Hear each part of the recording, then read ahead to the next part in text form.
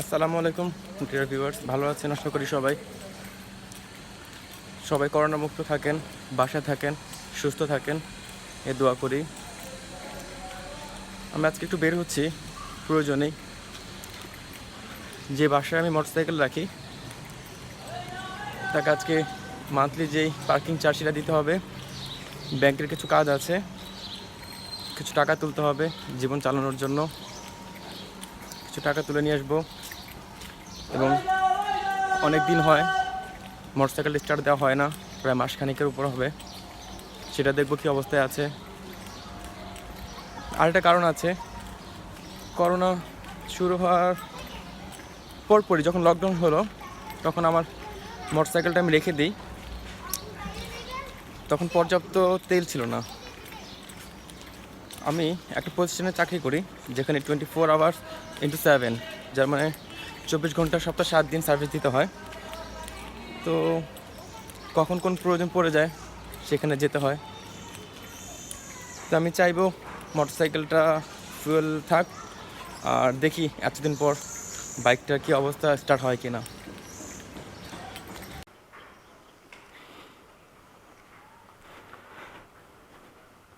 এই যে আমার মোটরসাইকেল সম্পূর্ণ ঢাকা। বিসমিল্লাহির রহমানির রহিম।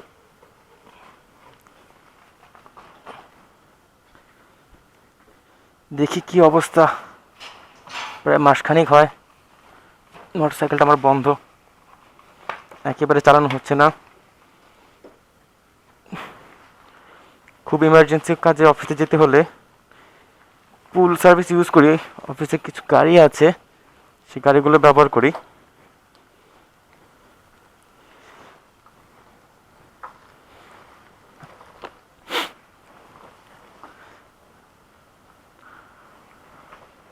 বের হয়ে গেছে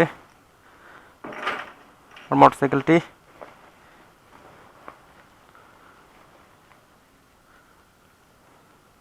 এটাকে আপাতত এখানে রেখে যাই, আমি চলে আসবো তো কিছুক্ষণ পর। এটা রেখে যাই এখানে, এসে আবার ঢেকে রাখবো না। হ্যাঁ, থাকি তো এখানে, এসে ঢেকে রাখবো আবার। বিসমিল্লাহির রহমানির রহিম।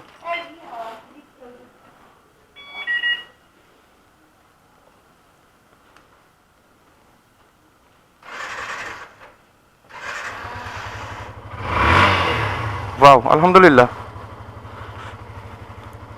আলহামদুলিল্লাহ, এতদিন পরও সহজেই গাড়িটি স্টার্ট হয়ে গেল।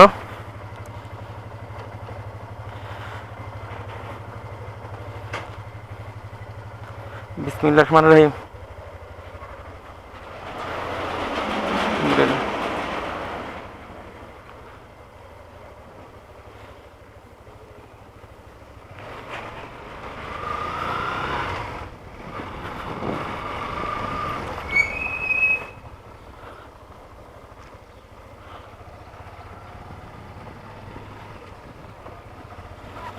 খুব ভালো লাগছে অনেকদিন পর বাইকে বসে।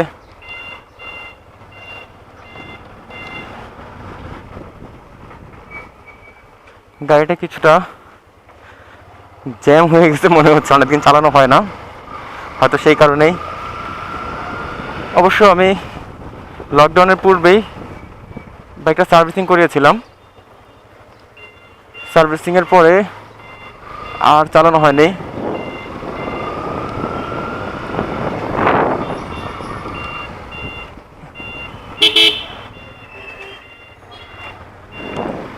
ভালো লাগছে অনেকদিন পর বাইকে বসে।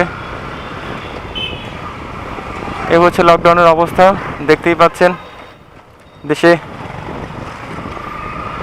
লকডাউন আসলে মানার মতো মন মানসিকতা আমাদের এখনো তৈরি হয়ে ওঠেনি।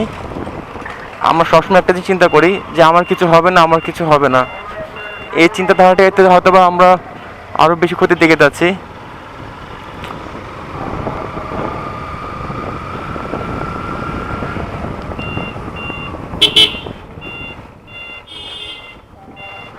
রাস্তায় মানুষ ঘুরতে দেখে আসলে অবাক লাগে, মানুষ রাস্তায় কি সুন্দর ঘুরছে।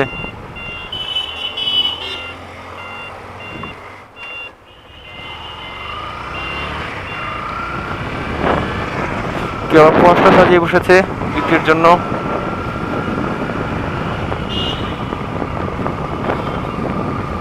আসলে লকডাউনটা দেখে মনে হচ্ছে না যে দেশে কোনো মহামারী আকার বা মহামারী ধারণ করেছে।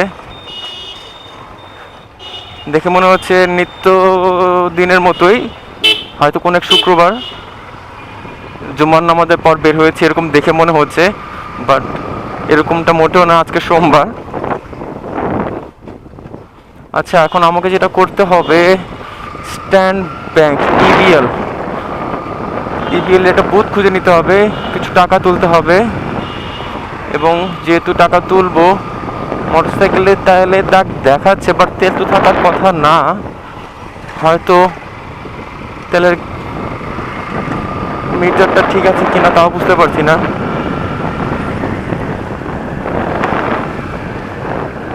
দেখেন কি সুন্দর,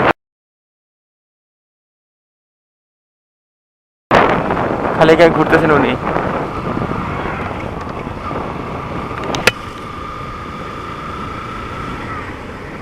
দেখে বোঝার কোনো উপায় নেই যে করোনার আতঙ্ক চলছে। ইবিএল একটা বুথ দেখা গেছে, জানি না এটা অ্যাক্টিভ আছে কি না। অ্যাক্টিভ আছে, গুড।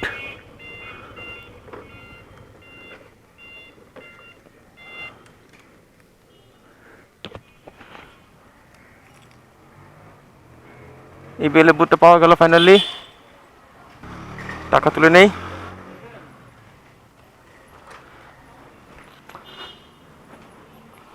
আলহামদুলিল্লাহ, যাই তেলটা নিয়ে নেই। যেহেতু অনেক গাড়ি চলছে, তেলটা কোথা থেকে নিলে ভালো হয়?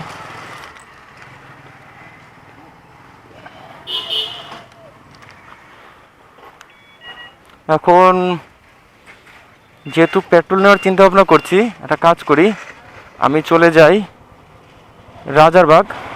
রাজারবাগ গেলে তেলটা পাবো, পেট্রোলটা পাবো, যেহেতু আমি মোটরসাইকেল পেট্রোলই চালাই।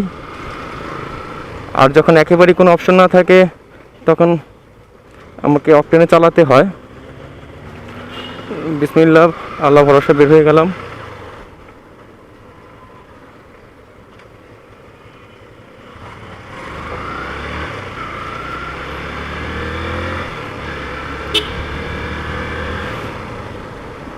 অনেকদিন পর হলেও গাড়িতে তেমন কোনো পার্থক্য পাচ্ছি না।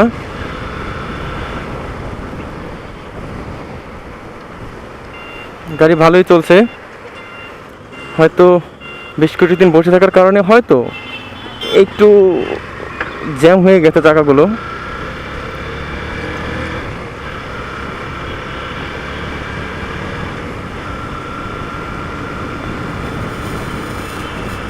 রাস্তা দেখে বোঝারই উপায় নাই যে লকডাউন চলছে, এবং এই লকডাউনের কারণে ছুটির মেয়াদ কিন্তু আরও বেড়েছে।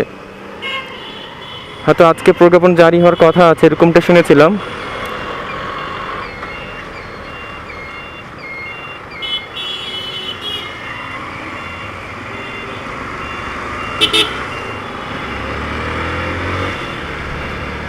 রাজারবাগের দিকে চলে যাচ্ছি, দেখি রাজারবাগ পাম্পটা খোলা থাকছে কিনা।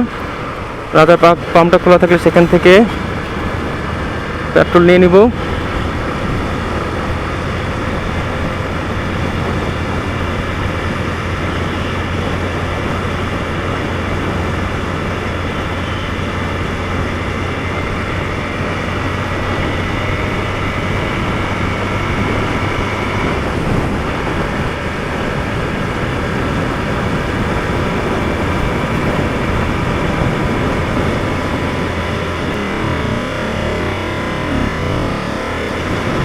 ফ্লাইওভার ধরে হেঁটে যাচ্ছেন ভদ্রলোক।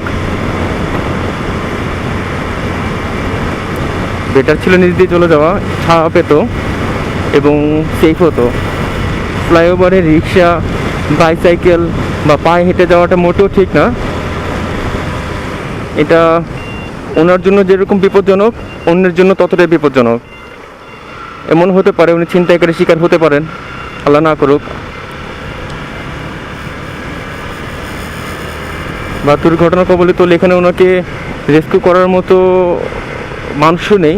যারা আছে সবাই এখানে গাড়ি নিয়ে আসেন, মোটরসাইকেল, গাড়ি, যানবাহন নিয়ে আসেন। তো চেষ্টা করবেন সবসময় জনসমাগম দিয়ে চলাফেরা করার জন্য, এতে অনেকটা রিস্ক কমে যায়।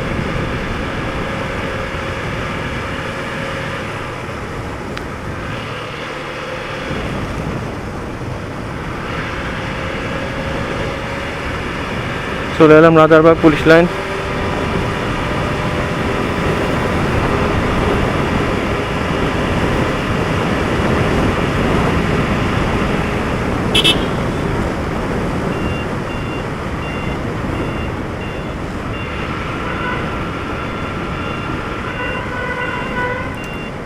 জরুরি সেবার গাড়িগুলো চলার কথা থাকলেও সব ধরনের গাড়ি দেখা যাচ্ছে চলছে এখানে।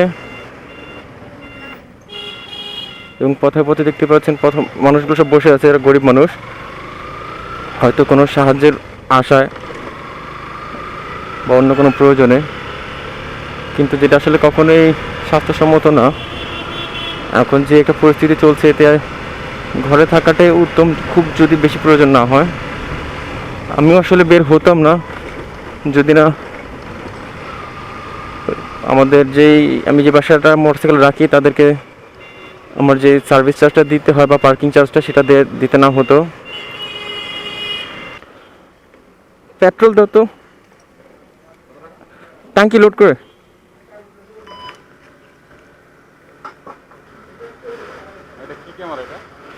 এটা গোপ্রো, গোপ্রো ক্যামেরা। ক্যামেরার নাম কি? রুদ্র গোপ্রো, গোপ্রো।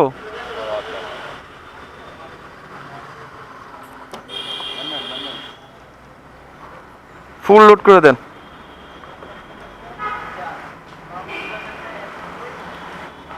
বেসিক্যালি অকটেন সব জায়গায় পাওয়া যায়, পেট্রোলের জন্য আমাদের আসতে হয় রাজারবাগ অথবা শাহবাগ, এই দুটো জায়গা ছাড়া আরেকটা পাওয়া যায় সেটা হচ্ছে ট্রাস্টে। কিন্তু যেহেতু আমি পুলিশ লাইনের আশেপাশে থাকি, তো আমি এখান থেকে পেট্রোল নেওয়াটা স্বাচ্ছন্দ্য বোধ করি। নিজেদের লোক, পরিচিত, সুবিধা হয়, ঝামেলাটা কম। টুইটুম্বর হলো বুঝি, এই তো হয়ে আসলো। No problem, no problem.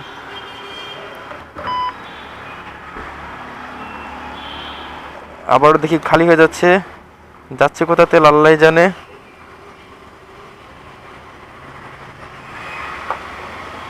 শেষের দিকে না, আসলে শেষের দিকে না, তেল আছে, তেল হচ্ছে, হোক, সমস্যা নেই।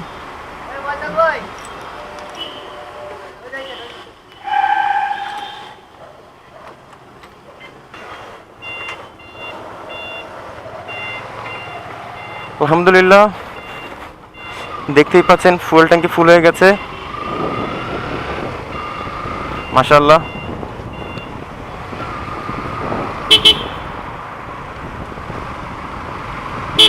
এখন নিরাপত্তা বজায় রেখে বাসা যাওয়াটুকু, আর কোনো কাজ নেই। যদি প্রয়োজন হয়, খুব বেশি প্রয়োজন হয়, শুধু প্রয়োজন হলে করতে বের হব না, আমি হইও না। যেহেতু চাকরি করি সে বিষয়টা একেবারে আলাদা, চাকরির বিষয়টা আলাদা, সেখানে জীবিকার তাগিদে বের হতে হয়। আমি না চাইলেও কিছু করার নাই, বের হতে হবে।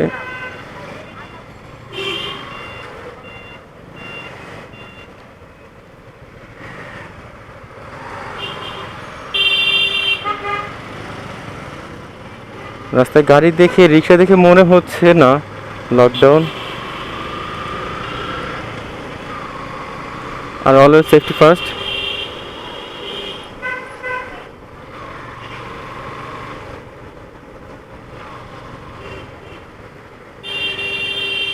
নিশ্চয়ই কোনো দুর্ঘটনা হয়েছে এখানে, যেহেতু এতগুলো মানুষের জটলা, রিক্সা উল্টে আছে। হ্যাঁ, তাই হবে।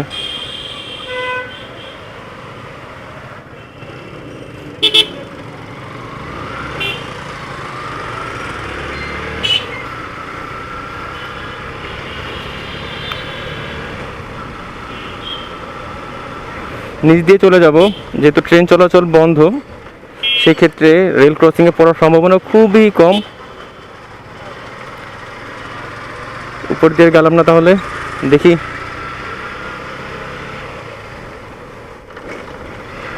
কি হয়।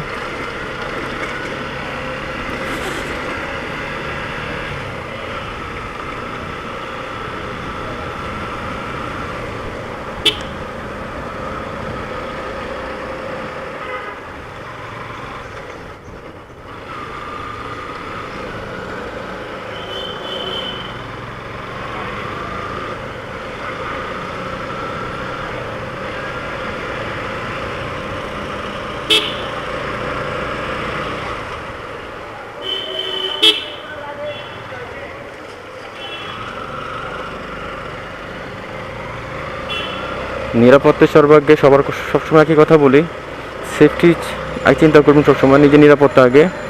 আপনি নিরাপদ থাকলে আপনি আরও কয়েকজনকে নিরাপদ রাখতে পারবেন।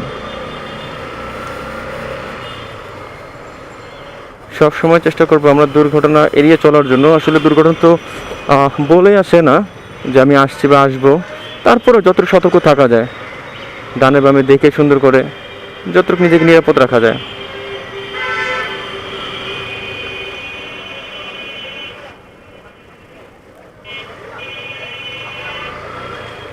দেখে বোঝারই কোনো উপায় নাই, দেশে লকডাউন চলছে, দেখুন মানুষ হুমড়ি করে বাজার করছে। কি করবে, মানুষের বাজার তো করতে হবে, কিন্তু আসলে একটা খোলা জায়গা যদি বাজারটা নিয়ে যাওয়া যেত, নিরাপদ দূরত্ব মেনে বাজার করা যেত, তাহলে অনেক ভালো হতো আমাদের জন্যই। আমাদের দেশটা ঘনবসতিপূর্ণ দেশ এবং আমাদের চিকিৎসা সেবা উন্নত দেশগুলোর মতো না, এটা আমাদের মানতে হবে। তো সেইভাবে যদি আমরা নিরাপদ দূরত্ব বজায় রেখে চলতে পারতাম।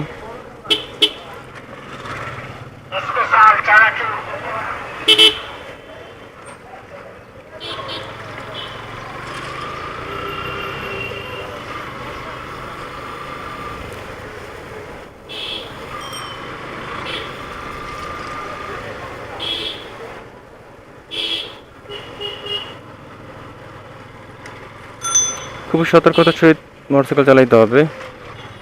আসলে একটা কথা না বললি না, যেটা আসলে আগে বলা দরকার ছিল। এই করোনা এখন একটা যুদ্ধ, এই যুদ্ধে অগ্রভাগের সৈনিক হচ্ছেন ডাক্তার, নিরাপত্তা কর্মী যারা আছেন, আইনশৃঙ্খলা বাহিনী কর্মী, পুলিশ, র্যাব, আর্মি এবং বিভিন্ন স্বাস্থ্যকর্মী। তাদের সবার জন্য রইল অন্তর থেকে ভালোবাসা। আমি অনেকটা বাসার কাছে চলে এসেছি, এখন শুধু মোটরসাইকেলটা পার্কিং করব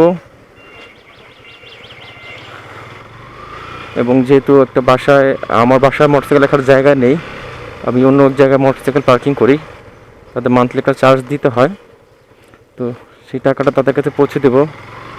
যেহেতু এখন টাকার সবারই প্রয়োজন, সেই প্রয়োজনের টাকাতে তাকে আমরা দিতে হবেই আর কি। হয়তো আমি পরেও দিতে পারতাম, কিন্তু না, যেহেতু আমি টাকা কষ্ট করতেছি এখন, তো সেও হয়তো একরকম সমস্যা ফেস করছেন। চলে এসেছি আমি।